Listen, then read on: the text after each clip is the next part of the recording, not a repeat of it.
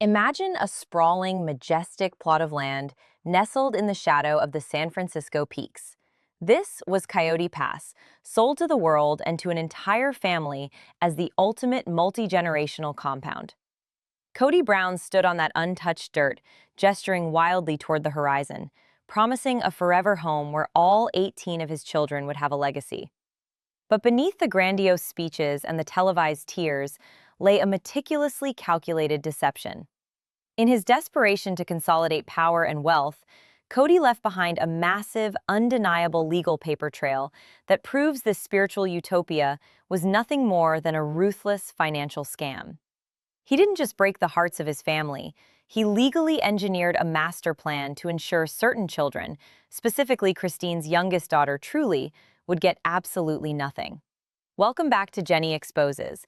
If you want the unapologetic truth behind reality television facades, hit that like button and subscribe to the channel right now, because we are tearing up the deeds and following the money. Let us talk about the dirt.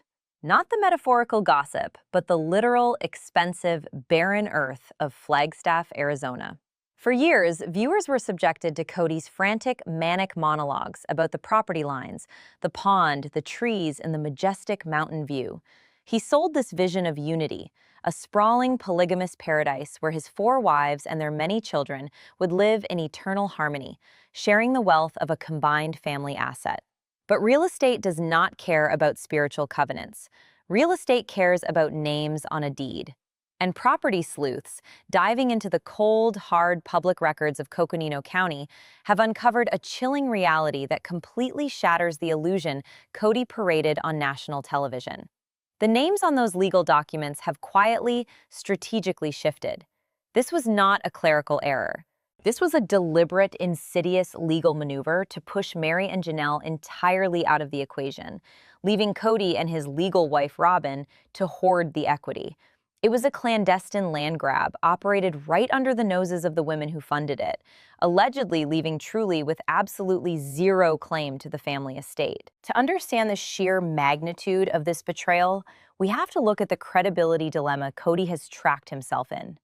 For over a decade, this is a man who looked directly into the camera lens and fiercely defended his lifestyle, claiming to love all his children equally.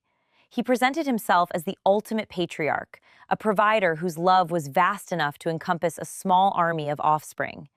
Yet, when the cameras stopped rolling and the legal documents were drawn up, that grand patriarchal love vanished, replaced by a cutthroat, monogamous greed.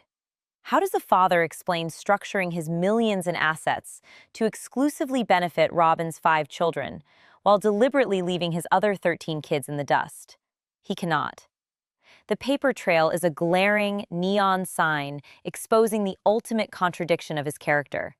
He preaches plural unity, but practices singular hoarding. The deeds tell a story of a man who views children not as his legacy, but as leverage, rewarding only those who reside under the roof of his favorite wife, while financially excommunicating the rest. This is no longer just reality television drama. It has escalated into what many viewers view as massive financial fraud. The stakes have transcended the petty bickering of sister wives and entered the unforgiving realm of the legal system. Christine, having liberated herself from the emotional prison of that marriage, is currently going after Kody for child support. And this is where the house of cards begins to violently collapse. The equity locked in the dusty, untouched earth of Coyote Pass is no longer just a failed dream. It is about to become the main target in a brutal, high-stakes legal showdown. When a court demands an accounting of assets for child support, you cannot hide behind religious rhetoric or claims of patriarchal persecution. You have to open the books.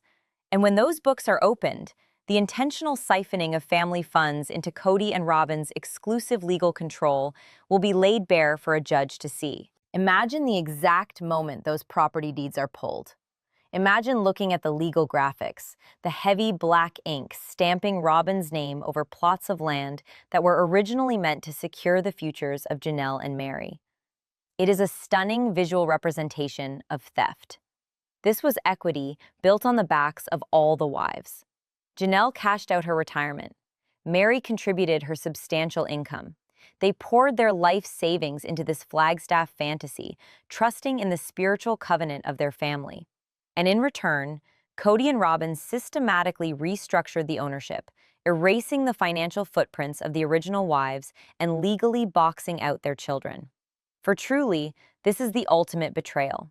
She is not just losing a father to his sheer neglect, she is being actively, legally robbed of her birthright. The moment Robyn's name was permanently attached to the entirety of that land value, Truly's inheritance was zeroed out. It is a breathtaking act of cruelty, disguised as estate planning. This points to a deeply ingrained behavioral flaw in Kody's psyche, a fascinating, terrifying character study of insidious greed and narcissistic punishment. Kody views loyalty as absolute submission. The wives and children who do not blindly obey him, who choose autonomy or question his increasingly erratic decisions, are not just disobedient in his eyes, they are enemies of his state. Financial abuse becomes his weapon of choice. By legally cutting Truly out of the Coyote Pass equity, he is punishing Christine for leaving him.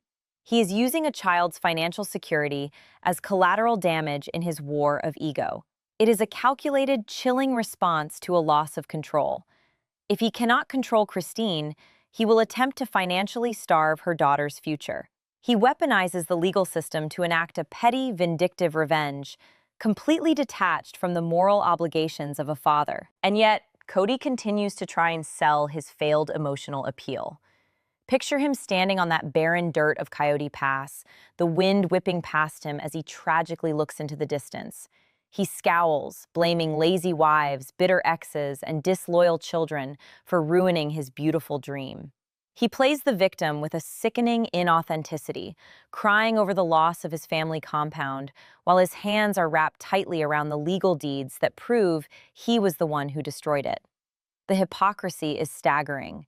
He demands pity for a shattered family while actively hoarding the land value that belonged to that very family.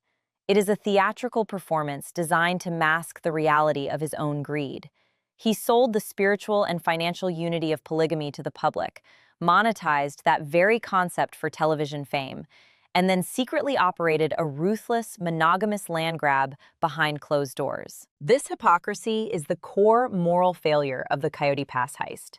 The entire premise of their public existence was built on the idea that plural marriage breeds a superior, selfless form of love and resource sharing. But the legal documents hidden in the Coconino County records prove the exact opposite.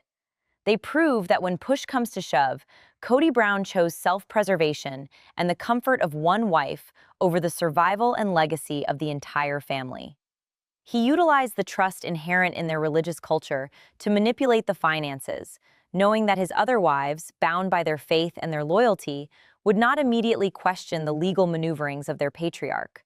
It was a long con, executed with a slow, suffocating precision. But this ruthless strategy has resulted in total, crushing isolation. The reality check has finally arrived. The extended Brown family, once a massive, chaotic, but interconnected web, has fractured permanently. The children of Janelle and Meri, now adults with their own voices and their own understanding of finances, have united in absolute disgust over this stolen inheritance. They see the paperwork. They understand what was taken from their mothers and what is being kept from their younger siblings like Truly. Kody and Robyn have successfully hoarded the deeds, but look at what they are left with. They sit alone in a sprawling, expensive house, holding the paperwork to a useless, unpaid, barren dirt lot, with absolutely no family left to build on it. They won the land, but they lost everything else. The compound will never be built. The laughter of grandchildren will never echo across that pond. It is a monument to their own selfishness, a graveyard of broken promises and stolen equity. Now, they are approaching the point of no return. The walls are closing in, and the legal trap Kody set for his ex-wives is about to snap shut on his own leg. Christine is not the submissive sister wife anymore. She is a fiercely protective mother operating in the secular, legal world, where Kody's patriarchal demands mean absolutely nothing. When her legal team forces a total financial audit of Kody's assets for Truly's child support, the Coyote Pass scheme will be dragged into the unforgiving light of a courtroom. Every hidden transfer, every restructured deed, every dollar siphoned into Robyn's accounts will be calculated. Kody is going to realize that you cannot legally hoard millions in real estate equity while claiming poverty to avoid supporting your minor child.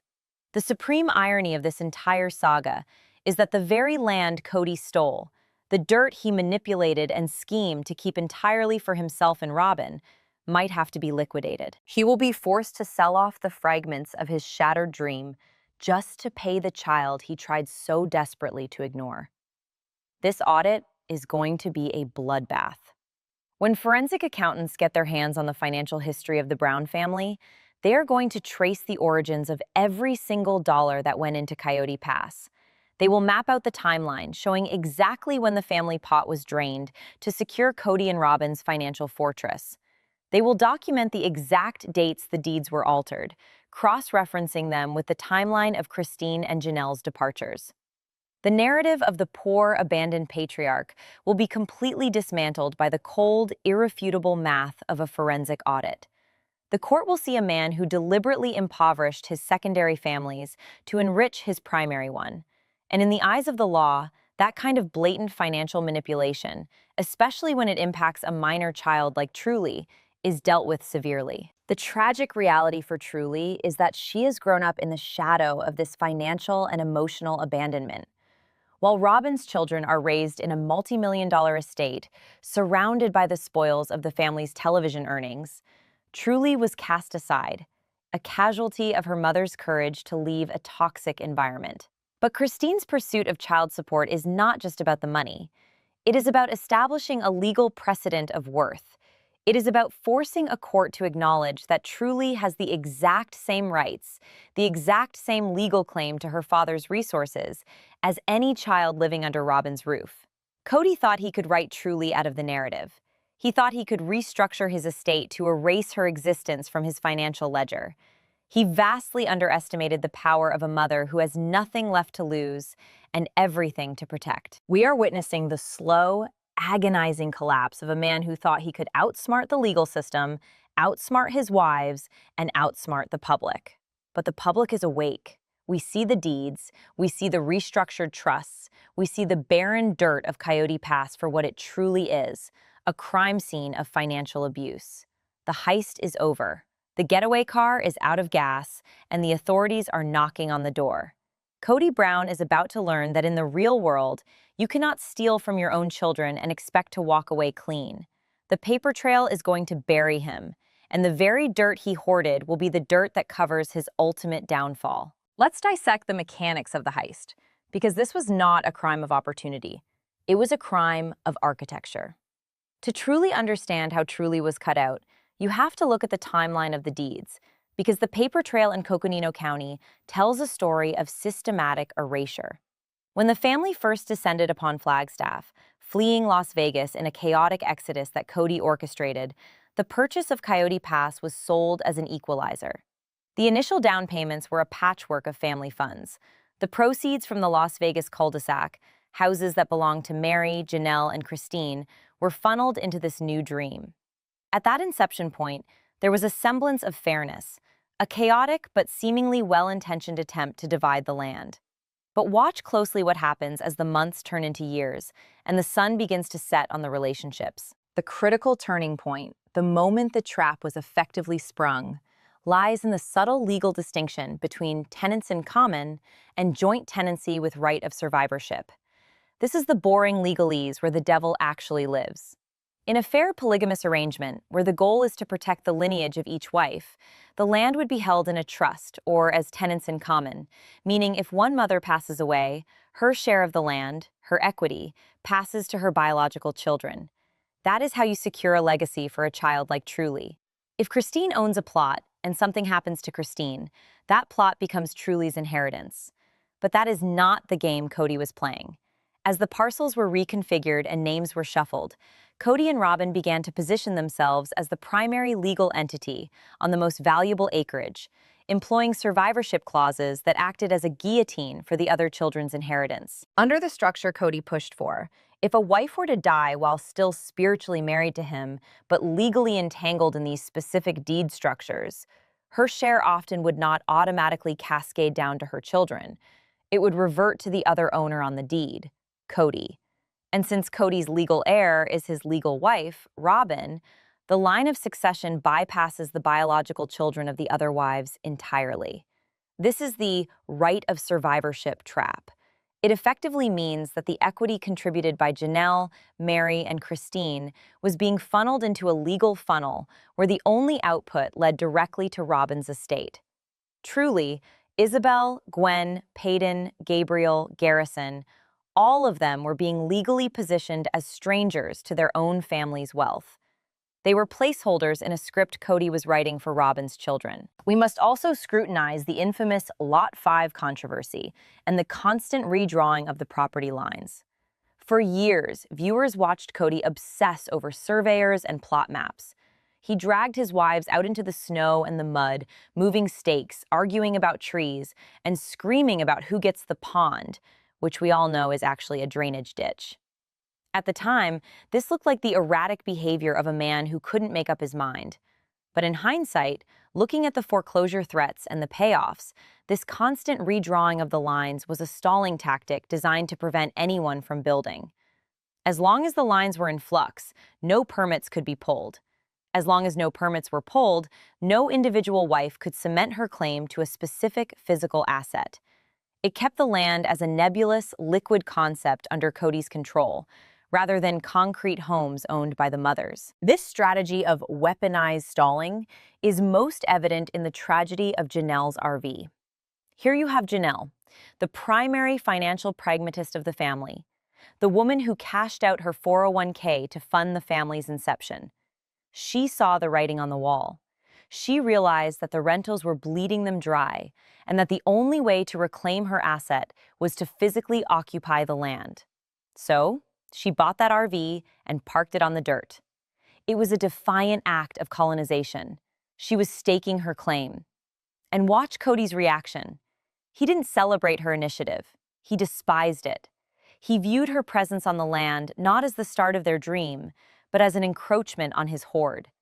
He made her life out there miserable, complaining about the infrastructure, the water leveling, and the aesthetics. Why? Because Janelle building a house would have locked that equity away from him.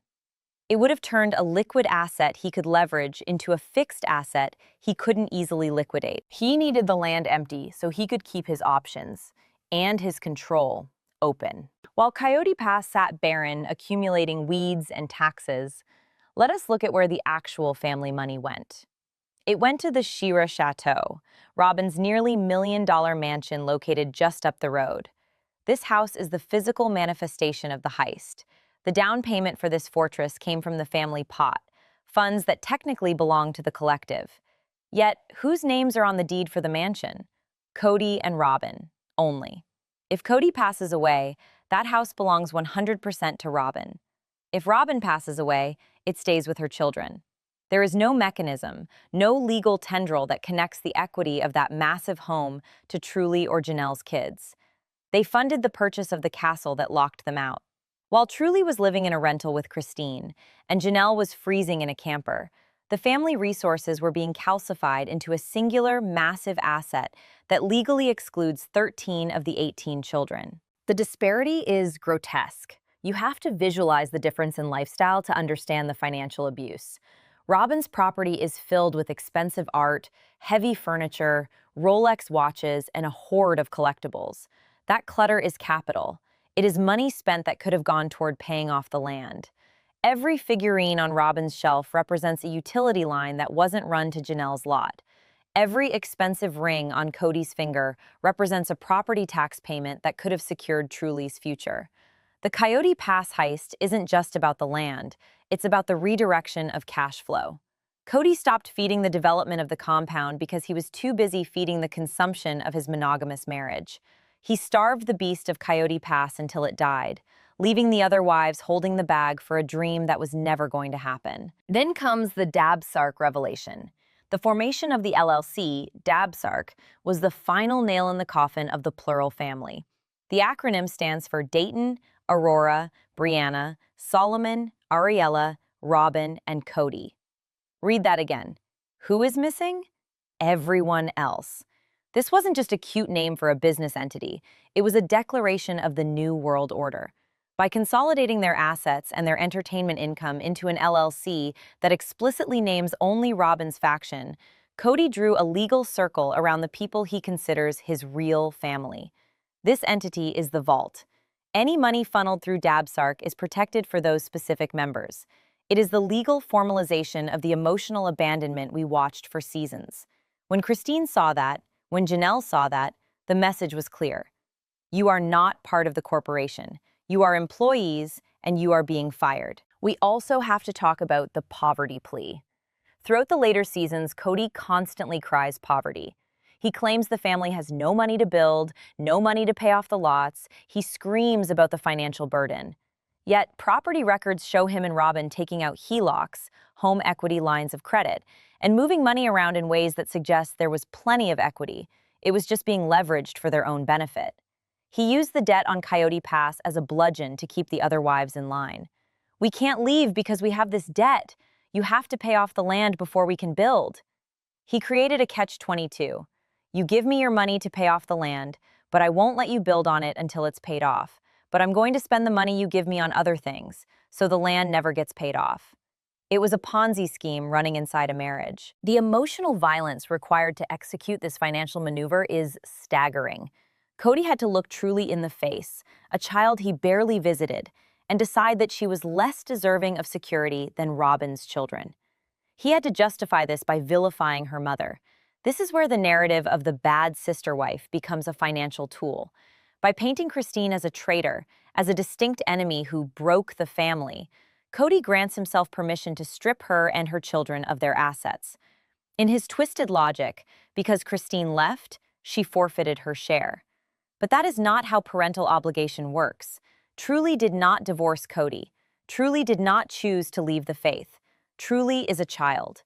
And yet Kody treats her inheritance as a spoil of war that he has reclaimed because her mother surrendered. Consider the layout of the land itself, the physical geography of the heist. The plots were not created equal. Kody and Robyn maneuvered to control the plots with the best views, the tree lines, and the most acreage, leaving the less desirable, harder to develop scraps for the others.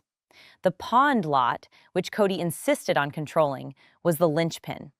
By controlling access to the water and the center of the property, he controlled the value of the surrounding lots.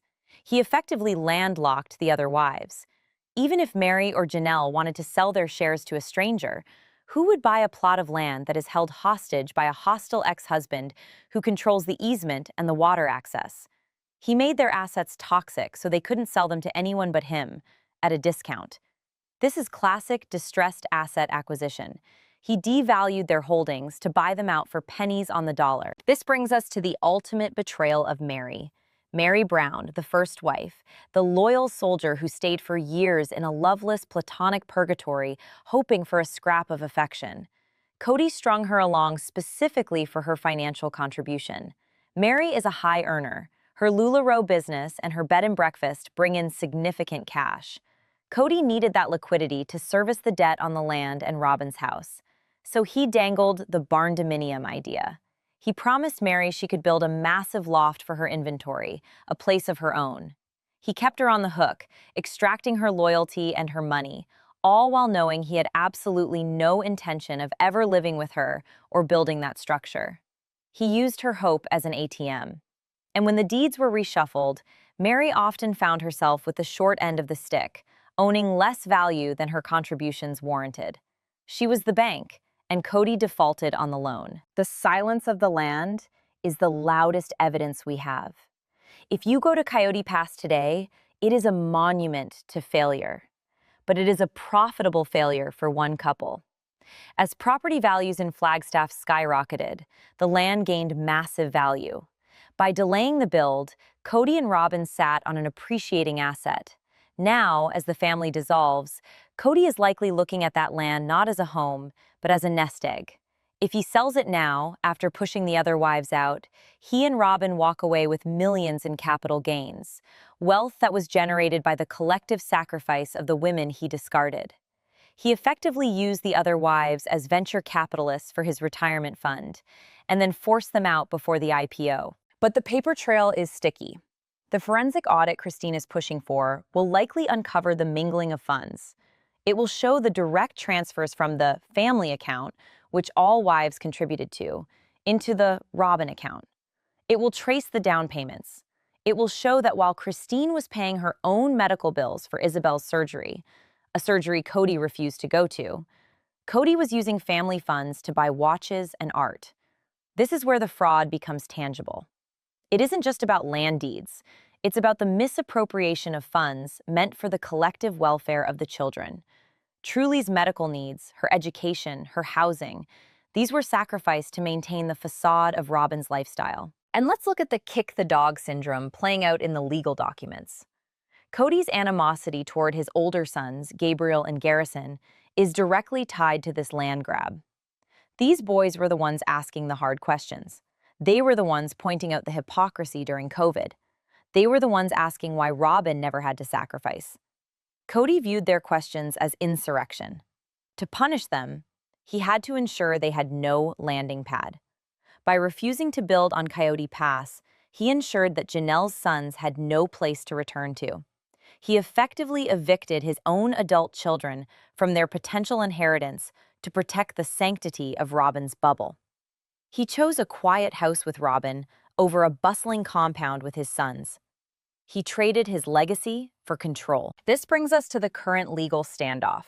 The names on the deeds are a mess of LLCs and shifting percentages, but the intent is clear. The Coyote Pass heist was a long con designed to consolidate the resources of 4 women into the hands of one man and his favorite wife. It was a systematic dismantling of a support system, replaced by a legal firewall designed to keep Truly out. But Kody forgot one thing. Public records are forever. The deeds he signed, the loans he took out, the LLCs he formed, they are all puzzle pieces that, when put together, form a picture of absolute moral bankruptcy. He didn't just break a heart, he broke the law of trust. And now, the bill is coming due. The land he fought so hard to keep empty is about to be filled with lawyers. Now we arrive at the reckoning. This is the moment where the heist falls apart. Not because of a change of heart, but because of the cold, unyielding nature of family law. The point of no return began the second Christine Brown filed legal paperwork in Utah. By suing for child support, she didn't just ask for a monthly check. She effectively triggered a forensic autopsy of Kody Brown's entire financial existence. In the eyes of the court, you cannot claim poverty while sitting on acres of undeveloped land and $1 million mansion. The Coyote Pass heist is about to face the one thing Kody fears more than a rebellious wife: the discovery phase of a lawsuit. Discovery is the legal process where the curtain is forcibly ripped down. Christine's legal team has the power to subpoena bank records, tax returns, and the intricate, shadowy ledgers of the DABSARK LLC. This is where the secrets die. They will likely demand to see the source of every deposit and the destination of every withdrawal. They will trace the flow of money from the family pot, funds that Janelle and Meri contributed to, and see exactly how much of it was siphoned off to pay for Robyn's Victoria's Secret debts, her nanny salaries, and her collection of Precious Moments figurines. If Kody used family funds to pay down the principal on Robyn's house while letting Truly's medical insurance lapse, that is not just bad budgeting. That is evidence of financial negligence that a judge will use to calculate support payments. The audit will reveal that the poverty Kody pleads is a fabrication, a costume he wears to avoid responsibility, while his assets tell a story of hoarding. Consider the terrifying reality of commingling. In legal terms, if Kody mixed the family's LLC money with his personal spending for Robyn's household, he pierced the corporate veil. This means the assets he thought were protected, the land, the mansion, the residuals, are all fair game. He cannot hide behind the business excuse if the business was paying for his lifestyle. The court will look at Coyote Pass not as a spiritual compound, but as a liquid asset. If Kody claims he has no cash to pay Truly what she is owed, the court can, and likely will, force the liquidation of those assets. Imagine the poetic justice of Kody being forced by a judge to sell the Lot 5 he fought so desperately to control, just to cut a check to the daughter he abandoned. The land he stole from the mothers to give to the favorite wife could be sold to pay the child he tried to cut out. We must also confront the medical disparity, because this is where the financial abuse turns into physical neglect. The timeline of the heist coincides with Truly's near-death experience from kidney failure. While Kody was maneuvering deeds and obsessing over property lines, his youngest daughter was in a hospital bed, her body shutting down due to dehydration and neglect that occurred on his watch. He was hesitant to spend money on her medical care, yet he had no hesitation spending thousands on surveying equipment for a property he would never build on. This juxtaposition is the smoking gun of his character. He hoarded resources for a future empire while his living, breathing child was fighting for her life. The funds locked in that dirt could have paid for the best doctors, the best insurance, the best care. Instead, they sat in the ground, appreciating in value for Robyn's benefit, while Truly paid the price with her health. This creates a credibility crater that Kody can never climb out of. He has spent years on television claiming that Robyn's children, the Tenders, need him more. He argues that Sol and Ari cannot be away from him for more than 2 days. This infantilization of Robyn's children is used to justify the redirection of resources. He claims he has to use the family money to protect them because they are vulnerable. Meanwhile, Truly, who is in the same age bracket, is treated as an inconvenience. The financial records will likely show a massive disparity in spending between the two households. We are talking about private schooling, expensive toys, and 24/7 parental presence for Robyn's kids, versus public school and a part-time distracted father for Truly. This isn't just favoritism, it is a measurable, quantifiable financial discrimination that a forensic accountant will act upon. The trap has also backfired on Kody's professional life. The show, Sister Wives, was his primary income stream, but the audience has turned. The viewers are the jury in the court of public opinion, and they have returned a guilty verdict. By cutting Truly out and treating the other wives with such financial disdain, Kody has destroyed the marketability of his own brand. People do not want to watch a man abuse his family. They want to watch him face justice. His desperate attempts to keep the show going are now fueled by the panic of needing money to fight the very legal battles his greed created. He is trapped on a hamster wheel of his own making. He needs the show to pay the lawyers to defend the assets he stole, but the show is exposing the theft, which brings more legal scrutiny. Let's look at the empire of dirt he is left with. Kody and Robyn are now isolated in their mansion, looking down at the empty Coyote Pass lots. The dream is dead. There will be no greenhouses. There will be no big house. There will be no family gatherings. The older children, Logan, Hunter, Aspen, Leon, have all drifted away, disgusted by the treatment of their mothers. The land is no longer a promise. It is a burden. It carries property taxes, insurance liabilities, and the heavy, suffocating weight of failure. Kody is now the king of nothing. He rules over a kingdom of weeds and prairie dog plague. The silence on that property is deafening. It is the silence of 18 children who no longer call.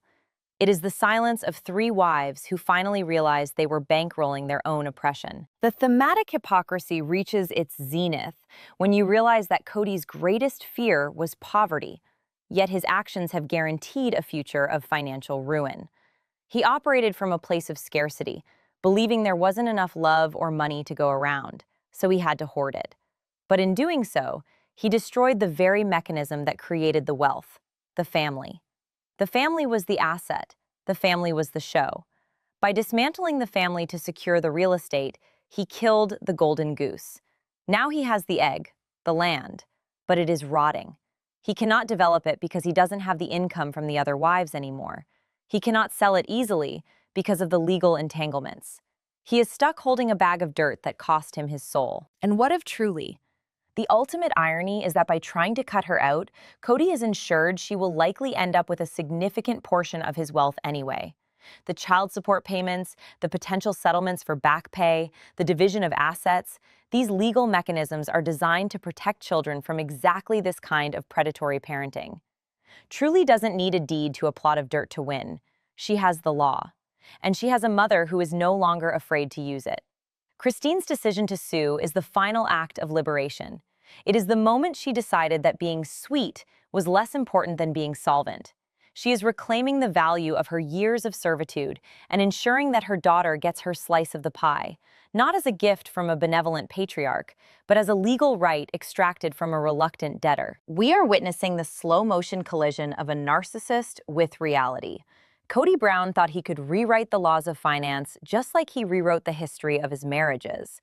He thought he could move names on a deed and erase his obligations. He was wrong. The Coyote Pass heist was a sloppy, emotional, desperate crime committed by a man who overestimated his own intelligence and underestimated the resolve of the women he scorned. The maps with Robyn's name stamped over them are not symbols of victory. They are evidence. They are the paper trail of a man who sold his family for a view of a mountain he can no longer afford to enjoy. The isolation is total. Picture Kody walking the perimeter of that land today. There are no construction crews. There are no blueprints. There is just the wind howling through the trees, whispering the names of the children he drove away. He is left with Robyn, the legal wife, the co-conspirator, the only one left in the bunker. And as the walls close in, as the subpoenas arrive, as the bank accounts are frozen and analyzed, they will turn on each other. That is the nature of these dynamics. When the money runs out and the external enemies are gone, the blame turns inward.